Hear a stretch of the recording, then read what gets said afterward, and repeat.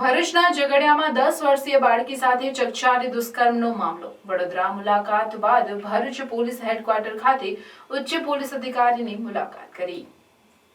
આપના ધારાસભ્ય ચૈતર વસાવાએ વડોદરામાં બાળકીના પરિવારજનો સાથે મુલાકાત કર્યા બાદ ભરૂચ પોલીસ હેડક્વાર્ટર ખાતે ઉચ્ચ પોલીસ અધિકારીને મળીને રજૂઆત કરી હતી. તેઓએ નરાધમ આરોપીને ફાંસીની સજા મળે એ માટે માંગ કરી હતી. ફાસ્ટ ટ્રેક કોર્ટમાં કેસ ચલાવી નરાધમને સજાએ મોત આપવાની પણ માંગણી કરી હતી. ગૃહમંત્રી અમિત શાહના બાબા સાહેબ આંબેડકરના નિવેદનને લઈ તેઓના રાજીનામાની પણ માંગ કરી હતી. જે લોકશાહીના મંદિર એવા સંસદ ભવનમાં દેશના ગૃહમંત્રી અમિત શાહ દ્વારા જે ટિપ્પણી કરવામાં આવી છે કે આંબેડકર આંબેડકર આંબેડકર બોલવાની આજે ફેશન બની ગઈ છે, ત્યારે આવી જ રીતના જો ભગવાનનું નામ લીધું હોય તો 7 જન્મનો સ્વર્ગ મળી જાત, જે ટિપ્પણી અમિત શાહે કરી છે એમને કહેવા માંગીએ છે.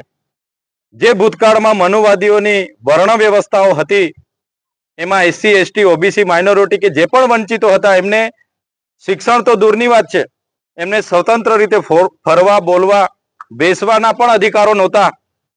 ત્યારે આજે આ બંધારણની જોગવાઈઓને આધીન અમે પણ ધારાસભ્ય બન્યા છે. દેશના રાષ્ટ્રપતિ પણ આદિવાસી છે અને જે મહિલાઓ આજે આગળ વધી છે, આજે OBC SC ST માઇનોરિટી સમાજ આજે આગળ આવ્યો છે, ત્યારે આ મનુવાદી વિચારધારા ધરાવતા લોકોને પસંદ નથી.